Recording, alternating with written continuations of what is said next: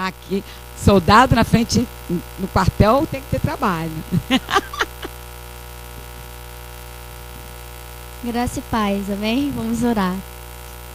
Senhor nosso Deus, eis aqui, Senhor, o teu servo, aquele qual tu levantaste para estar, Senhor, aqui como anjo desta igreja. Pai, capacita, ó Deus, e faz dele, Senhor, um profeta nesta noite, Pai, para que possa encher os nossos corações com toda a revelação que o Senhor derramou sobre o ser do Paulo. Toma, Senhor, esse momento, abre os ouvidos, Senhor, espirituais da tua igreja e manifesta a tua glória. Que não seja Paulo, Senhor, aqui falando, mas seja o teu Espírito Santo, o teu poder sendo ministrado, a tua glória sendo derramada sobre as nossas vidas. Nós te agradecemos, Senhor, pela vida do Paulo. Ser com teu servo em nome de Jesus. Amém. Shalom Adonai, Deus está aqui, amém? Tão certo como o ar que eu. Mateus 27. Mateus 27. Todos acharam Mateus? Capítulo 27, a partir do verso 45. Desde a hora sexta até a hora nona, houve trevas sobre a terra. Por volta da hora nona, clamou Jesus em alta voz, dizendo: Eli, Eli, lama sabachthani, que quer dizer: Deus meu, por que me desamparaste? A tradução judaica diz aí: Deus meu, por que me abandonaste? E alguns dos que ali estavam, ouvindo isto, diziam: Ele clama por Elias. E logo um deles correu a buscar uma esponja, e tendo embebido de vinagre e colocado na ponta de um caniço, deu-lhe a beber. Os outros, porém, diziam: Deixa, vejamos se Elias vem salvá-lo. E Jesus, clamando outra vez, com grande voz, entregou o Espírito. Eis que o véu do santuário se rasgou em duas partes, do alto a baixo. Tremeu a terra, fenderam-se as rochas. Abriram os sepulcros, e muitos corpos de santos que dormiam ressuscitaram. E saindo dos sepulcros, depois da ressurreição de Jesus, entraram na cidade santa e apareceram a muitos. Senhor, fala poderosamente através desta tua palavra, desta narrativa a respeito da morte de Jesus Cristo, a fim de que venhamos tomar posse, ó Deus, da eficácia dessa oferta sacrificial, da morte do Cordeiro Santo de Deus que tira o pecado do mundo, e assim, ó Deus, possamos tomar posse de uma vida plena e de uma vida abundante que já foi conquistada no plano espiritual.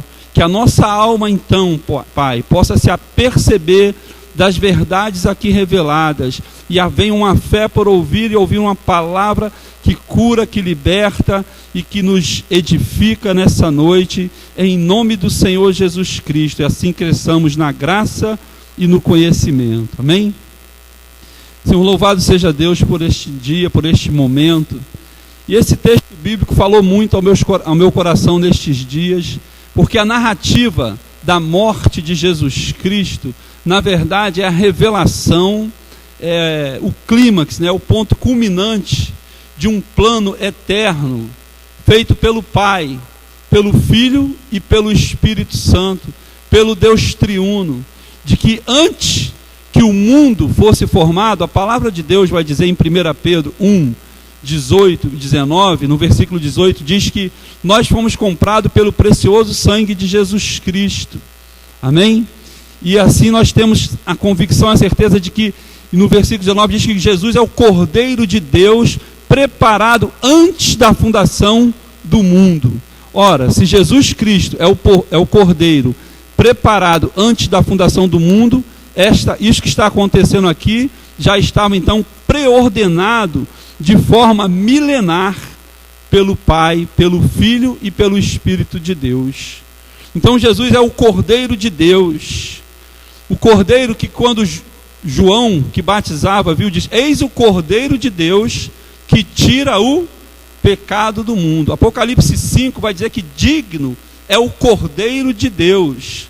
Apocalipse 7 diz que aqueles que vêm da grande tribulação alvejaram, lavaram as suas vestes no sangue do Cordeiro. Então veja o poder do derramamento de sangue de um Cordeiro, sem mancha, sem ruga, sem mácula. Assim foi Jesus Cristo. Amém, querido? A gente percebe então que essa entrega é uma entrega sacrificial. Se faz parte de um plano eterno, veja bem, até a forma com que ele morreria já estava preordenado.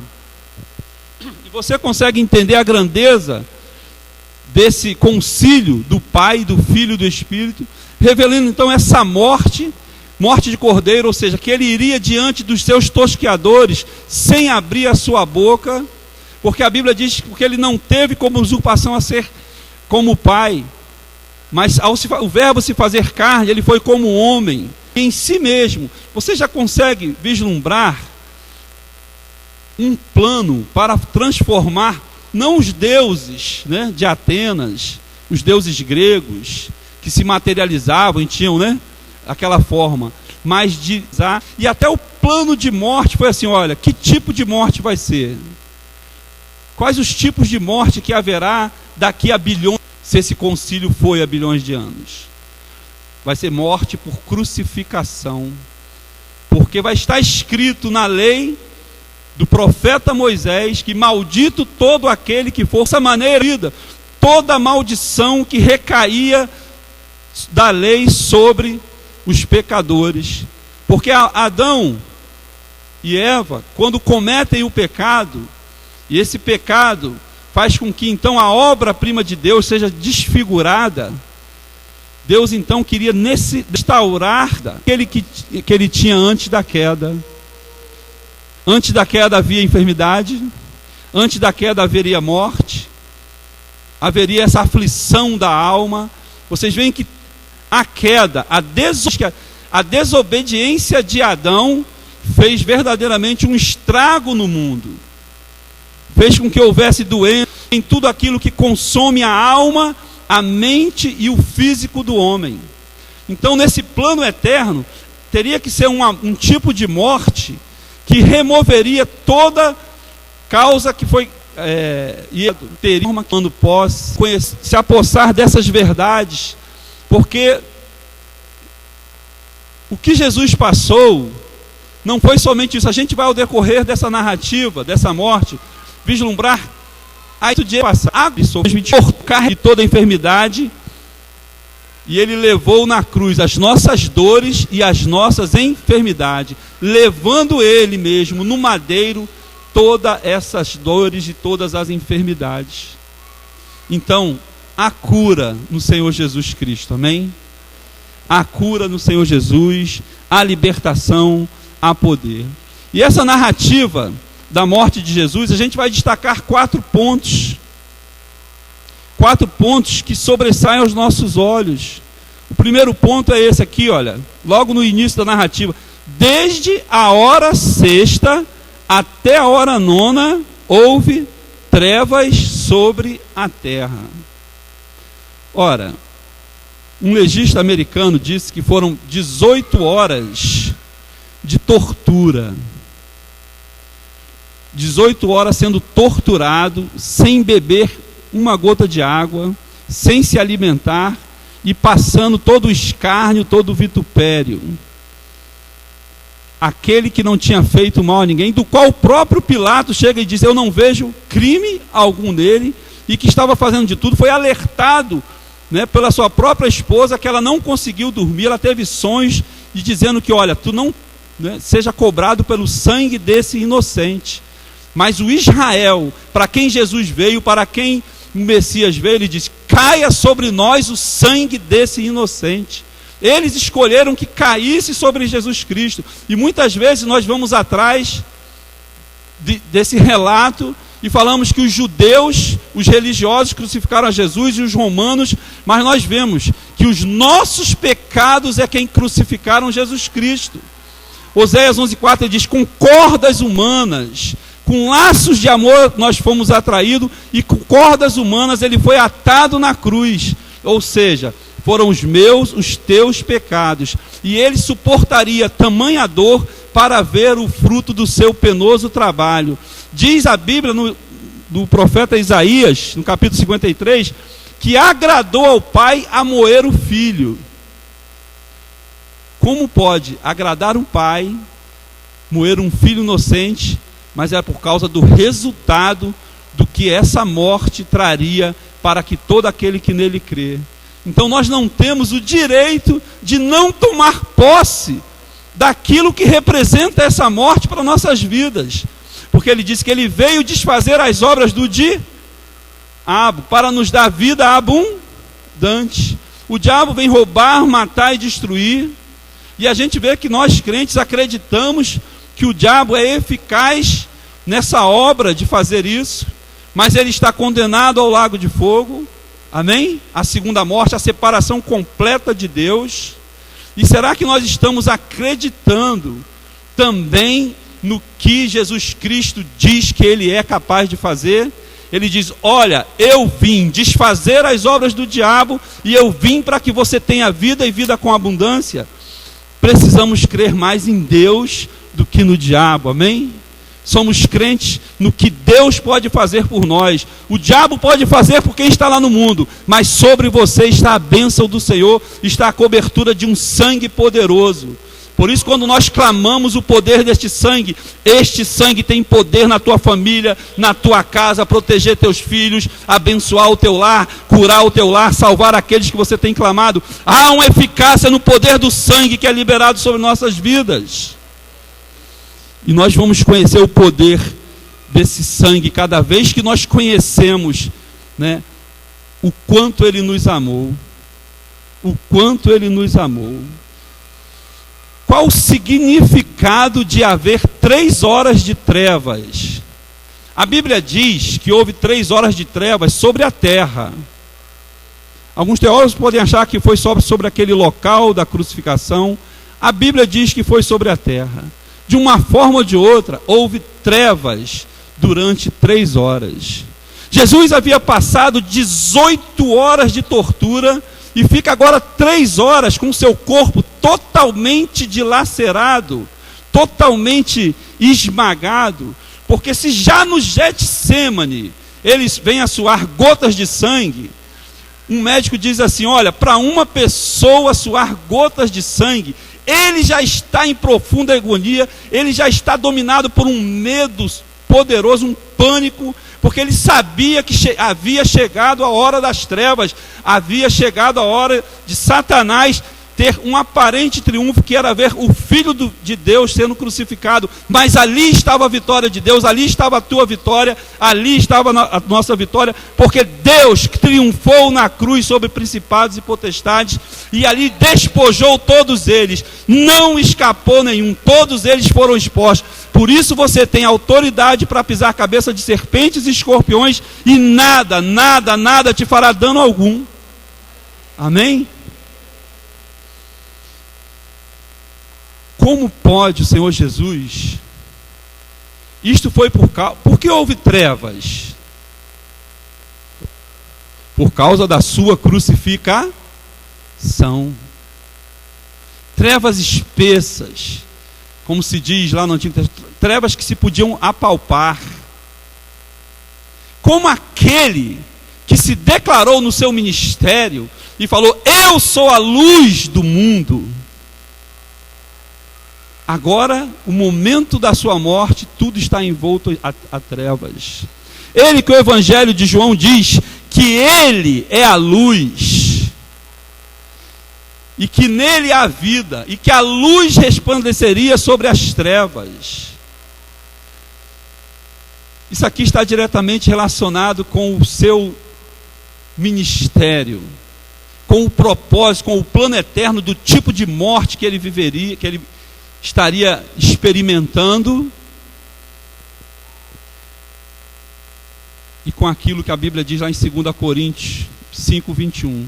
Aquele que não conheceu o pecado se fez pecado por nós, para que fôssemos feitos justiça de Deus.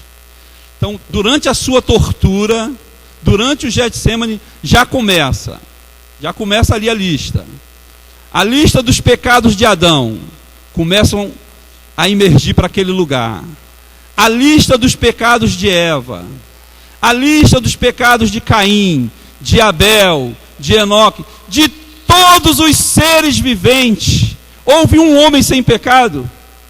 Não houve. Então o pecado de toda a raça humana foi colocado sobre ele, como ele disse assim, olha, não foram eles que cometeram o pecado, esses pecados fui eu. Ele se fez pecado porque não podia se fazer pecador, mas é como se ele estivesse assumindo a responsabilidade por os pecados de toda a raça humana. É pouca coisa? Um pecado. Tinha uma professora nossa no seminário que ela tinha uma visão de quando um seminarista estava em pecado, ela via uma nuvem negra sobre ele. Aí ela chamava assim, irmão, vem aqui. E orava. E aquelas pessoas que estavam na comunhão, ela via uma luz muito grande sobre aquela pessoa. Então o pecado gera trevas, não é? O pecado, ele é horrendo.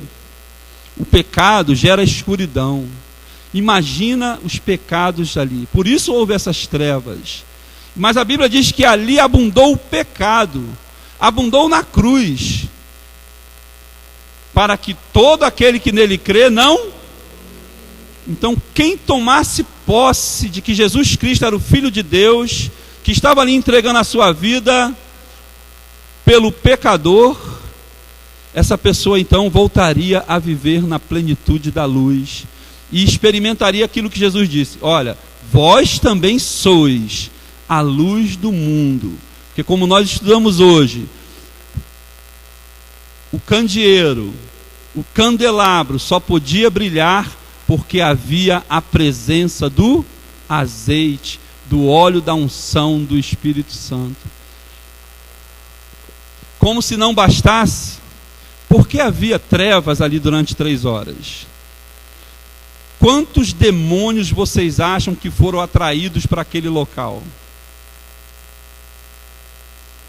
Todas as hostes demoníacas foram para aquele local fazer uma grande festa. Então não é, juntou o quê? Pecado. E toda a série de demônios, como é que poderia estar aquele lugar? O Espírito Santo não podia estar com Jesus. Deus Pai não poderia estar com ele, como nós vamos ver nessa próxima etapa aqui, quando ele bradar, Eli, Eli, lama sabachthani, Deus meu, por que me abandonaste? Na tradução judaica. Amém, querido? Olha, Colossenses 2, 15, 16 vai dizer que ele triunfou ali na cruz. Eles vieram para ver a derrota do Filho de Deus. Mas a derrota do homem, a derrota do primeiro Adão, que era a alma vivente, foi na desobediência que gerou o pecado. Mas a vitória de Jesus Cristo sobre eles foi a obediência até a morte, e morte de cruz. Mesmo sabendo que seria um cálice, uma dor quase que insuportável, ele chega, Pai, se possível afasta de mim esse cálice, mas se tiver que beber, eu bebo. Jesus Cristo sabia o tipo de morte que ele ia passar? Sabia. Será que só foi dor física que ele passou? Ou esses pecados sendo... Gente, quando a gente comete um erro, um pecado, já redimido pelo poder do sangue, como é que fica o crente?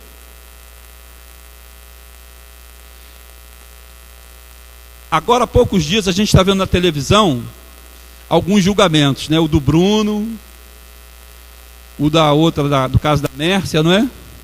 E vocês vejam lá como é que o promotor age, o advogado de acusação. E eles parecem arrependidos porque quando o crime é descoberto, tem que mostrar pelo menos arrependimento, né? Para poder ver se livra do quê? Da justiça e da culpa. E muitas das vezes, um pecado oculto que nós cometemos faz nos pesar a nossa alma, a nossa consciência. Um pecado, vamos dizer assim, um pecadinho, faz mal para a gente, não faz? Quem tem o Espírito Santo. Faz um mal aonde? Na alma.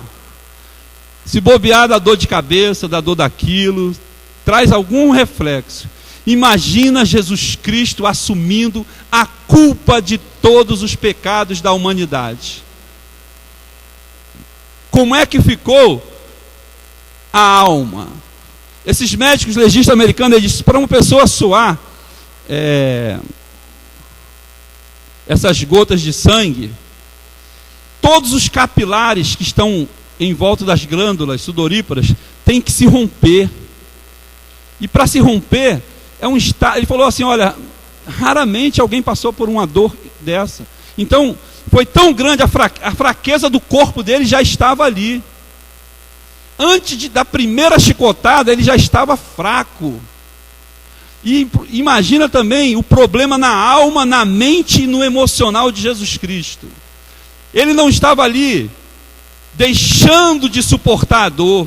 Pelo contrário, ele suportou todas as dores possíveis. Na hora da crucificação, a coroa de espinhos, esse legista americano vai dizer que tem uma região da nossa cabeça que, se atingida, ela provoca uma dor que nem a morfina é capaz de amenizar a dor.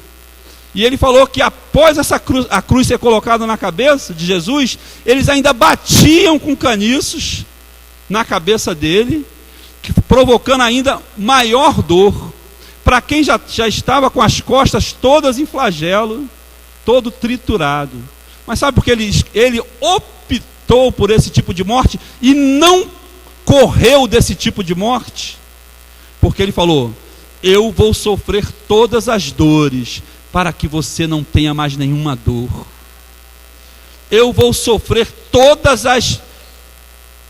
esse vitupério, todas essas chibatadas, todo esse escárnio, para que você não tenha mais nenhuma doença, para que você não tenha dor. Então, o fígado dele foi atingido, os rins, o pulmão, sem beber uma gota de água e sem dormir, 18 horas sob tortura de quem sabia torturar, de quem era profissional na tortura. Mas ele falou, o Pai planejou isso para mim, e eu verei o fruto do meu penoso trabalho, porque quem crê em mim já está salvo. Quem não crê vai estar condenado. Mas os que forem salvos experimentarão o que eu prometi: vida abundante, vida sem dor, sem enfermidade, sem a morte eterna. Amém, queridos? Só para você entender, a criação de Deus são coisas belas, não é? E quando lá em Gênesis está assim, no princípio criou Deus os céus e a terra, porém, era sem formas e vazia, havia trevas sobre a face do abismo, e o Espírito de Deus pairava por sobre as águas, e disse Deus, haja luz, e houve luz. A resposta de Deus para todo momento de trevas será luz. E a terra ali estava como um caos. O profeta Isaías diz lá em 45:18, que a terra não foi criada para ser um caos, mas para ser habitada. Então, em um ponto da eternidade, Deus criou os céus e a terra com o propósito de ser habitada por um ser que seria a sua imagem e a sua semelhança, que também teria poder na palavra, coisas que nem os anjos tinham antes da queda e não vão ter nunca. Mas você tem um poder que Jesus tem, que é o poder da palavra, de abençoar o teu corpo, mediante a eficácia do poder do sangue que foi vertido na cruz. Havia trevas, né? Não havia? Havia trevas sobre a criação. Por quê? Jesus fala lá em Lucas 10:18, eu via Satanás cair do céu como um raio. Então a queda, ele foi destinado para onde? Para o planeta Terra, onde Jesus também criaria o homem, a sua imagem e a sua semelhança. A resposta de Deus foi o seguinte: haja luz. Essa luz não é o sol, não são as estrelas, só seriam criados no quarto dia. Quando nós estudamos, a gente vê que essa luz Para o judeu, ele não tem nenhuma dúvida de que essa luz é a presença messiânica em resposta às trevas que pairavam. É mais do que a luz do cosmos. É aquilo que nós falamos nessa manhã. Deus habita em luz inacessível. Uma galáxia tem 1 quintilhão de bilhões de estrelas. E os bilhões de galáxias que existem, em determinado ponto da nossa existência, o Senhor vai nos colocar assim, para que nós contemplemos esse cosmos. Você crê assim? Que coisa linda e maravilhosa. Hoje, aqui na manhã, alguém falou assim: Pastor Paulo, e Deus chama cada um deles pelo seu nome. Como é que Deus consegue gravar 1 quintilhão de bilhão de nomes, de estrelas, de seres humanos? É Deus, amém? É Deus que fez um plano a teu favor, favorável a ti. Esse plano de morte foi por causa de você. Foi para a redenção da raça humana.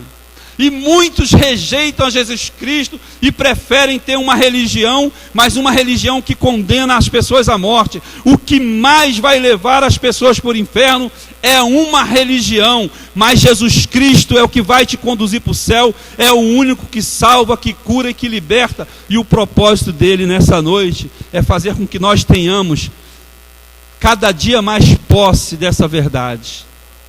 De a gente sair daqui alegre, renovado, por esse sacrifício que aconteceu. Então as trevas foram dissipadas. Ele que tinha esse poder, permitiu. Não teve como.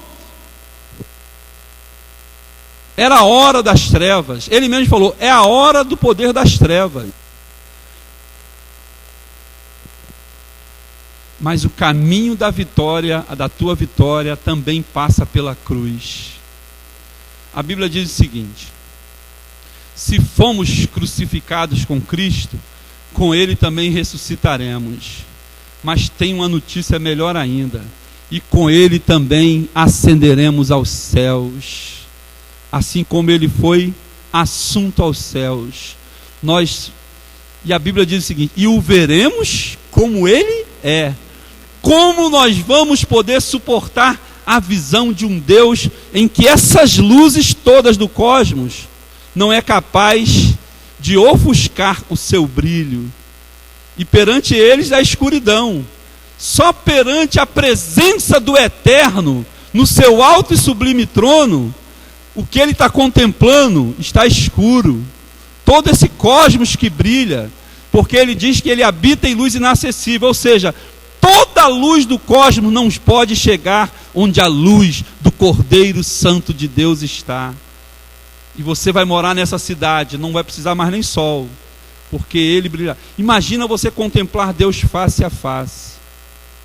Quem crê, verá a glória de Deus. Então a gente pode declarar nessa noite: saia todas as trevas da nossa vida, da minha vida, da tua vida, porque a brilhante estrela da manhã está em nós, na pessoa do Espírito Santo, e o sol da justiça já nasceu para nós. Amém, queridos? O sol da justiça está em nós. A gente vai entender então a segunda parte dessa mensagem, que fala assim: olha, Eli, Eli, lama sabachthani.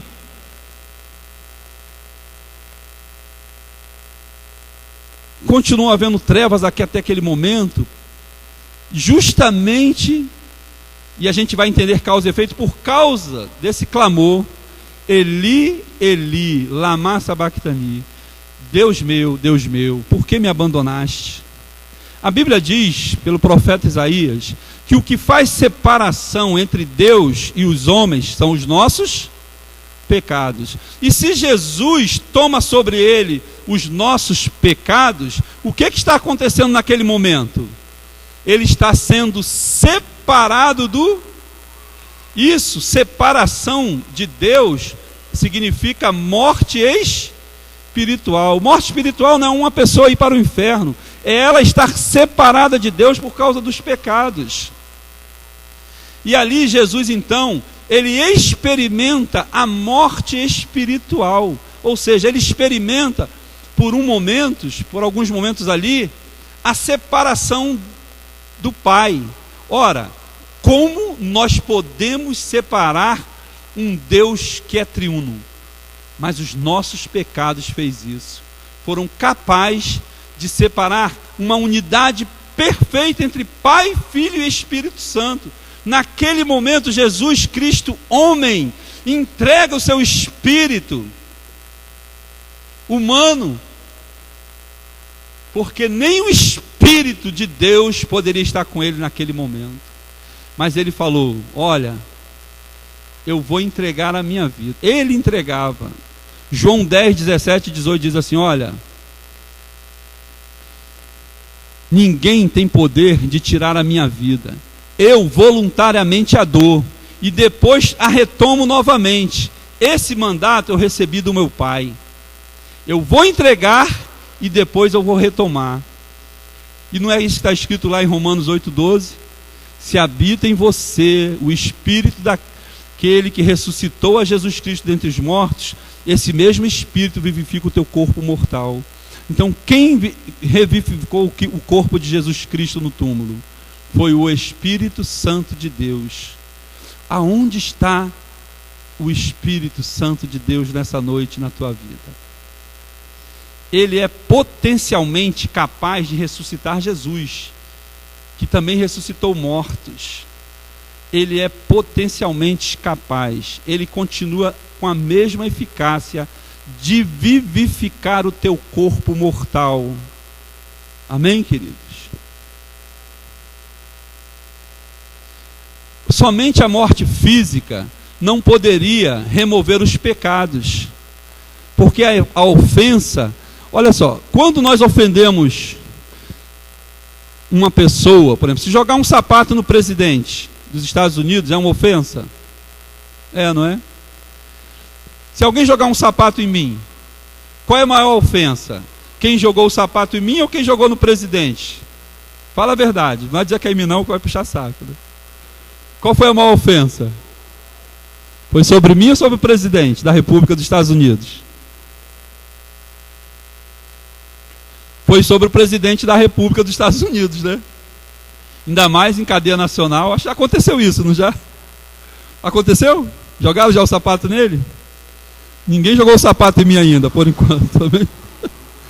Mas aí ofenderam o presidente. Se jogam sobre mim, é uma ofensa menor.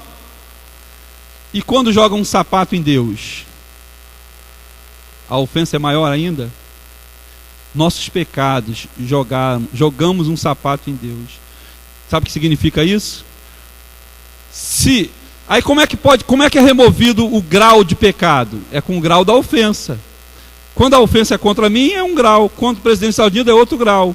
Mas quando a ofensa é contra Deus, só quem poderia remover essa ofensa seria o próprio Deus.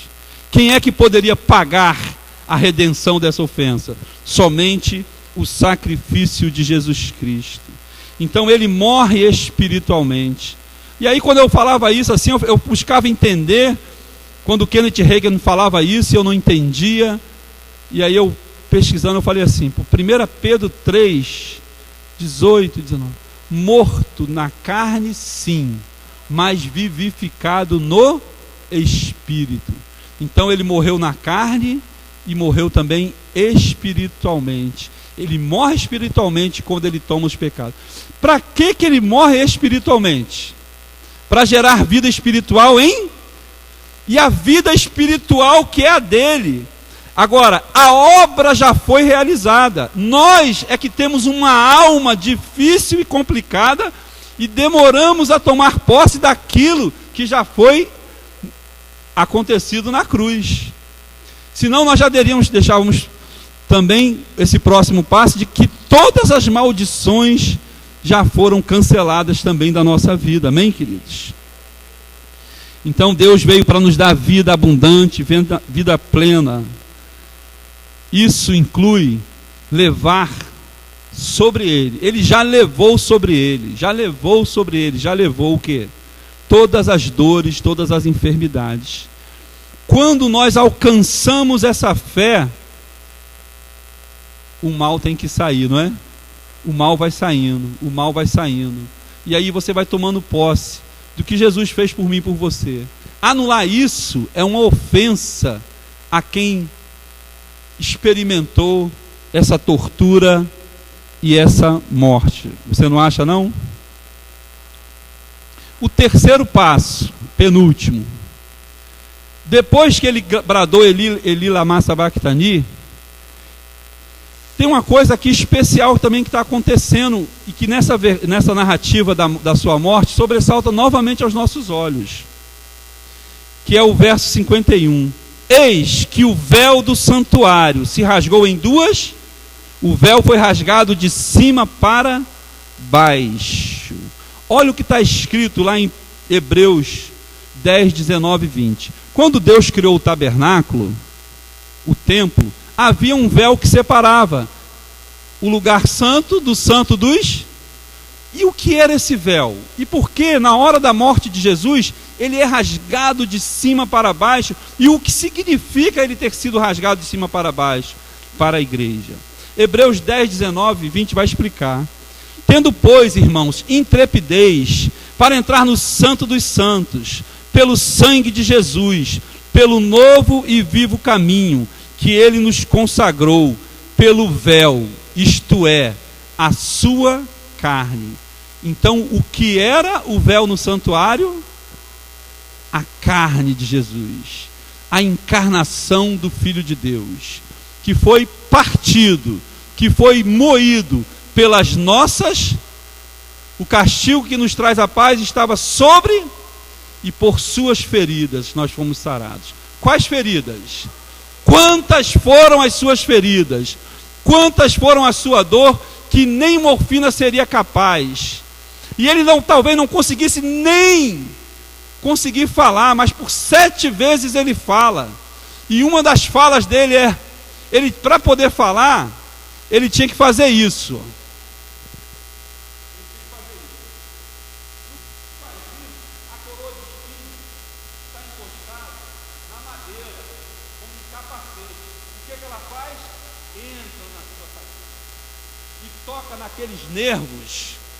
Toca naqueles nervos, e a dor, esse médico vem dizer, que nem morfina consegue atenuar essa dor que ele está sentindo. E ele tomou essas dores, eu falei, é porque eu não quero você com nenhuma dor, com nenhuma enfermidade. E ele abriu a sua boca para dizer, Pai, perdoa, porque não sabem o que fazem.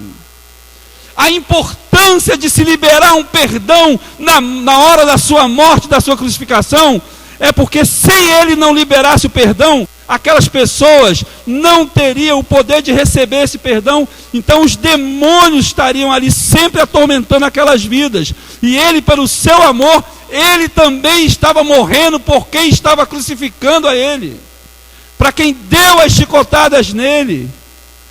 E teve um que falou, verdadeiramente esse aí era o Filho de Deus. Um dos ladrões na cruz também, isso aí vai ser fruto até de uma outra mensagem, amém? Então olha como é que ele conseguiu. O seu véu, o seu sangue foi derramado, foi partido. O véu representa a encarnação de Cristo. Mas pelo seu sangue nós entramos aonde? No Santo dos... O Santo dos Santos era a morada de Deus. Deus falou assim, olha, eu vou derramar o sangue do meu filho para que você tenha comunhão comigo, não somente uma vez por ano como sumo sacerdote da antiga aliança, mas agora, debaixo da nova aliança, que o caminho foi aberto pelo sangue do meu filho, você agora é sumo sacerdote, você estará sempre que quiser na morada celestial, no Santo dos Santos. Porque nós somos sacerdotes segundo a ordem de Melquisedeque. Anota essa daí que vai cair no concílio. Anota, irmão, anota. Estamos dando de graça uma questão aí para você, irmão. Segundo a ordem de Melquisedeque, amém? Tu és sacerdote também segundo a ordem de Melquisedeque.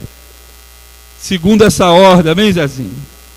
Zezinho capricha nas perguntas que ele está muito tranquilo. O pastor adiou. Então vai ter mais tempo para estudar. Edmar, respira fundo, Edmar.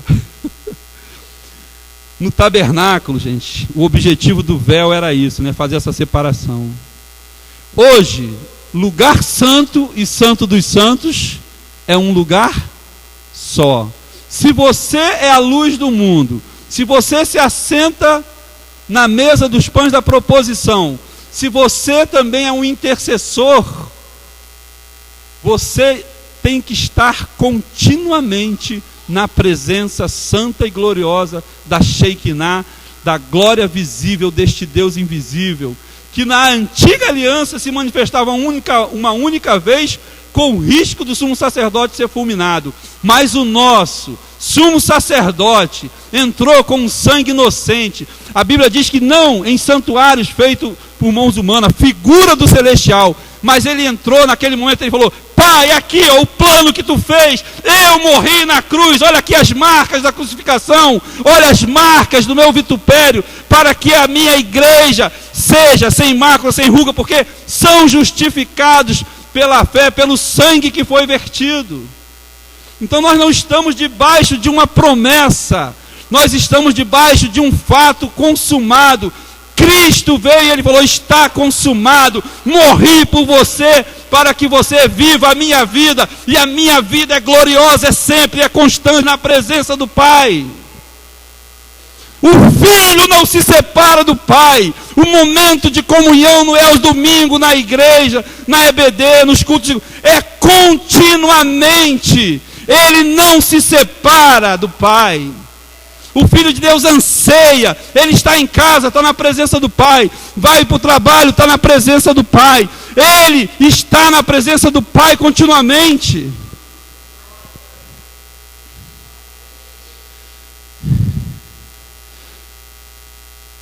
Todos sabem que na antiga aliança, tudo ok aí? Glória a Deus. Daqui a pouco, né?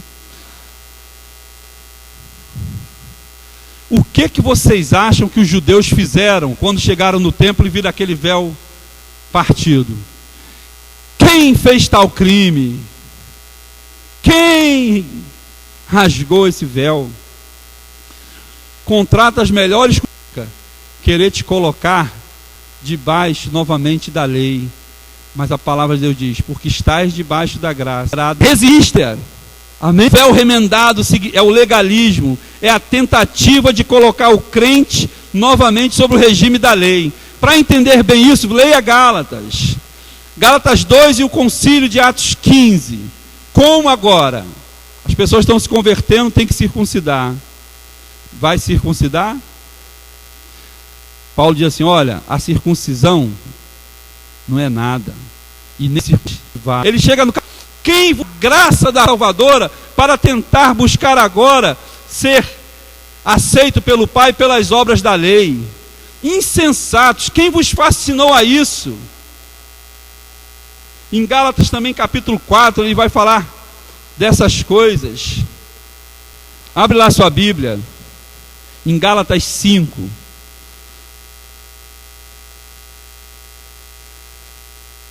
Para a gente ver um pouquinho do que acontece aqui, olha. Gálatas 5. Para a liberdade foi que Cristo nos libertou. Permanecei, pois, firmes, e não vos julgue, se vos deixar de circuncidar, Cristo de nada se vos aproveitará. De novo testifico a todo homem que se deixa circuncidar, que está obrigado a guardar toda a lei. De Cristo vos desgastes, vós que procurais justificar-vos na lei, da graça decaístes, porque nós, pelo Espírito, aguardamos a esperança da justiça que provém da fé, porque em Cristo nem a circuncisão e nem a incircuncisão tem valor algum, mas a fé que atua pelo amor. Aí ele falou assim: olha, a queda do homem trouxe tremendas maldições sobre a raça humana. Por isso, quando o profeta dizia: maldito todo aquele que for pendurado no madeiro, filho, é esse o tipo de morte, porque tu vai tomar sobre você todas as maldições que foram lançadas sobre o homem. E aí Gálatas 4, 13, 11 diz assim, ó: é evidente que pela lei ninguém é justificado diante de Deus, o justo viverá pela fé. O verso 13: Cristo nos resgatou da maldição da lei, fazendo-se ele próprio maldição em nosso lugar, porque está escrito: maldito todo aquele que for pendurado no... E aí nessa mesma página que ele chama os Gálatas de insensatos. Quando nós abandonamos esse poder da eficácia do sangue, dessa graça, para às vezes estar debaixo da lei, quando nós queremos continuar sendo religiosos, cerimonialistas e cumprindo algum aspecto que era da lei, quando Deus quer um coração sempre grato e voluntário a Ele. Amém, queridos? E assim nós estamos debaixo da graça. Para a liberdade, Cristo nos libertou. Glória a Deus. E para finalizar, gente, o último tópico, que num texto desse a gente não pode deixar de falar. Na morte de Jesus, o que aconteceu? Só Mateus registra: os túmulos foram abertos e mortos em Cristo ressuscitaram. Ali tem duas vertentes, duas possibilidades. Os túmulos abriram e eles já ficaram ali olhando: opa, eu ressuscitei, acordei. Mas ora, se no tempo de Eliseu as pessoas tocavam os ossos de Eliseu e ressuscitava, quanto mais o poder da morte do Filho unigênito de Deus foi capaz de realizar. Se durante o ministério terreno ele começa a lidar com os nossos inimigos, quem é o inimigo do homem? É a dor. Ele começa a tratar a dor. Quem é o inimigo do homem? É a enfermidade. Ele começa a arrancar a enfermidade. Quem é o inimigo do homem? São os demônios. Ele começa a libertar. Mas havia um último inimigo a ser vencido. Amém, queridos? E o poder da sua morte faz santos saírem do sepulcro. A outra vertente é que assim, olha, que eles só foram vistos andando na cidade após a ressurreição. Então acho que eles ficaram 3 dias ali no túmulo. Será que eu ressuscitei mesmo? Será que eu ressuscitei mesmo? Ou então eles saíram e louvaram a Deus, porque o poder da morte fez eles ressuscitaram. E quanto mais o poder da ressurreição do Filho de Deus. O poder da sua ressurreição. Porque quando ele ressuscita, ele diz o quê? Satanás, me dá aí as chaves. De quê? Da morte e do inferno. E aí vai se cumprir, gente, o que está escrito lá em 1 Coríntios 15, 25 e 26, para finalizar essa mensagem. 4 versículos para a gente. Isso já é o suficiente para fechar essa mensagem e você tomar posse do que foi ministrado aqui. Nós não temos mais o direito de não tomar posse do que a morte de Jesus representou. Fica com isso na mente, olha. 18 horas de opção por ser torturado, sem dormir, sendo maltratado desde a noite anterior, sem beber uma gota d'água, os amigos vendo e dizendo: não te conheço, os amigos de longe e aqueles que estavam perto: não, nem te conheço. Foi abandonado por todos, até pelos amigos. Foi traído por um amigo, negado por outro amigo, e ninguém ficou perto dele. Acho que quem se arriscou mais a ficar perto dele ainda foram as mulheres, né? Que sempre ajudaram no seu ministério terreno. Diz assim, ó: porque, 1 Coríntios 15, 25 e 26, convém que ele reine, até que haja posto todos os inimigos debaixo dos seus pés, porque o último inimigo a ser vencido foi a morte. Notícia maravilhosa para você: todos os teus inimigos estão debaixo dos teus pés. Dor, enfermidade física na alma. Sabe por quê? Porque no Espírito você já foi tratado. A obra no Espírito é genuína, porque o Espírito de Deus é um com o teu. Mas agora o Espírito quer fazer a obra na tua alma. E a tua alma tratada, o teu corpo também será tratado. E aí ele vence a dor, a enfermidade e agora vence a morte. Notícia boa: você nunca mais morrerá. você está entre a vida ou a vida, porque nem a morte física terá poder sobre você. Você ressuscitará com Cristo, a primícia dos que dormem, porque ele diz: eu sou a ressurreição e a vida. Aquele que crê em mim, ainda que esteja morto, viverá. A notícia é melhor ainda: creia quem puder crer nessa noite. Se você suportar ainda mais uns 13 ou 15 anos, você vai ser arrebatado, amém? Você é a geração dos arrebatados, dos loucos que serão arrebatados pelo poder, pela manifestação do retorno visível para nós. O mundo não verá, mas você, a noiva de Cristo Jesus, verá o noivo vindo, e o noivo vem com vestes brancas. As tuas vestes estarão brancas como a neve, porque os teus pecados foram avejados no sangue do Cordeiro, que experimentou essa morte para te levar sem mácula, sem ruga para os céus. É lá que você vai morar. Esse é o teu destino.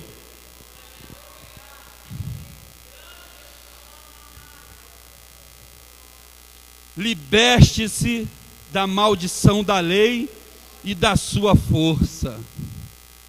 Creia na graça e cresça na graça do conhecimento. A última mensagem de Deus para você nessa noite é o seguinte: olha o desafio. Onde está, ó morte, a tua vitória? Onde está, ó morte, o teu aguilhão? O aguilhão da morte é o pecado, e a força do pecado é a lei. Ainda vai querer continuar debaixo da lei, ou vai experimentar a abundante graça de Deus, da justiça imputada pelo sangue do Cordeiro? Para que ele diga: justificados pela fé, temos paz com Deus por meio de nosso Senhor e Salvador Jesus Cristo. Amém? Chegou a hora da nossa vitória. A gente tem que contemplar de que essa é uma geração diferente, aleluias. Essa é a geração que vai experimentar o poder da morte, da eficácia do Cristo que morreu, mas que vai ressuscitar e vai levar você para um lugar maravilhoso, amém, queridos? Que não teve usurpação ser igual ao Pai, mas antes anulou-se a si mesmo. Eu te digo, pelo que Deus o exalta soberanamente e lhe dá um nome que é sobre todo nome. Se temos o poder da eficácia desse sacrifício. Ele experimentou toda a dor. A gente nunca viu um crente ter essa próxima 8 quilômetros de caminhada com aquilo nas costas. Acho que Pilatos falou assim: falou, olha, ele ia experimentar até o fim o que estava proposto sobre ele. E a Bíblia ainda diz: haria nosso trabalho. Quem quer tomar posse do fruto desse trabalho de Jesus, fica de pé. Vamos pedir. Cada vez que ele que dor, mas Pai, me revela ainda essa noite aquilo que eu não conseguia perceber nem durante a ministração, porque o poder das trevas vieram também sobre este lugar para evitar que você tomasse posse da plenitude dessa revelação dessa palavra. E muitos estavam em conflito espiritual durante a mensagem, e talvez nem tão ainda focados naquilo que a mensagem poderia realizar na tua vida. Mas nessa último clamor, Deus pode fazer algo ainda eficaz. O milagre pode estar ainda agora. Senhor nosso Deus e Pai, queremos te pedir perdão verdadeiramente, ó Deus, pelos nossos pecados, porque crucificamos o autor da vida, mas graças a Ti, que a morte não pôde segurar o autor da vida ali. Cristo reviveu, Cristo ressuscitou, e essa é a mensagem do cristianismo. Ajuda-nos, Pai, a tomar posse de todo o sacrifício de Jesus Cristo, de todas as horas, ó Deus, em que Ele passou ali, sobre a tortura romana, sobre o vitupério, o escárnio, sobre a rejeição dos religiosos, dos sacerdotes, e nos impede, Senhor, de sermos também religiosos e cerimonialistas, mas sejamos cristãos eficazes na essência dessa palavra. Se temos um ministério, zelemos pelo ministério que temos. Se temos uma chamada, você foi chamado, então o Senhor espera que também tu seja obediente, e obediente até onde Jesus pode fazer com que você suporte. Muitas vezes a dor, muitas vezes a aflição. Lembre-te que Ele sofreu por você a exaustão que uma pessoa podia sentir. Ele falou: eu vou suportar a exaustão, e aí o meu coração vai arrebentar, porque o coração dele arrebentou, e ele expirou, e entregou o seu espírito, para que nós tenhamos vida, e vida abundante. Receba nessa noite a cura ainda flui da cruz. O poder que emana da cruz é o poder do sangue. O poder do sangue ainda pode te curar, pode te libertar. A verdade te sara, te liberta nessa noite. A unção, o poder de Deus também seja liberado nessa noite para te curar. A palavra de Deus envia uma só palavra e o livra daquilo que é mortal. Pai, livra as pessoas do espírito de morte, dos espíritos de enfermidade na alma, na mente, e tomemos posse de que toda maldição foi anulada, porque Ele se fez maldição por nós. Então, crente em Jesus Cristo, toma posse. Crente em Jesus Cristo é ministrado pelo poder da palavra revelada, e deixa de ter essa alma complicada, e não ouça o que Tomé ouviu. Tomé, não seja descrente, mas creia, seja crente, porque os sinais seguirão aos que crerem. Cura, libertação e a manifestação da glória do Filho de Deus sobre a tua vida. Amém, amém. Glória a Deus. Oh, santo Deus, como Deus faz, né? Nós somos esse povo vitorioso, gente. E o diabo ficou mesmo furioso, porque ele não queria que você tomasse posse, que a revelação da palavra fosse colocada no teu coração. Mas ele está bufando lá fora, aleluias. E nós aqui nos alegrando no Senhor por tão grande salvação. Tu pode aplaudir ao Senhor por tão grande salvação que tu herdou em Cristo Jesus? Aleluia, glória a Deus, Senhor. Obrigado pela tua salvação, Deus. É tomar posse. Ó, é minha e ninguém tira. É meu. Grava no teu coração. Esse sacrifício foi por mim. E você vai levar essa mensagem a outros. Viver essa vida em Cristo Jesus. Amém? Então toma posse da cura, toma posse da alegria, toma posse de todas as promessas, prosperidade física, prosperidade material, prosperidade espiritual. Foi tudo isso que Ele conquistou na cruz para nós. Amém? Então vou chamar o apóstolo para dar uma última palavra. E tem cantina, gente, aquele cheeseburger. Olha, gente, que bacana. Cheeseburger caprichado. Você está convidado ali a participar. É uma forma de você também ajudar a igreja. E a gente passar um momentinho de comunhão. Amém? Chama o apóstolo para dar uma bênção final. E leva a tua vitória, hein? Toma posse. Inimigo levantar, você bota ele no lugar dele. Está lá, ó, condenado ao lago de fogo, para ser atormentado.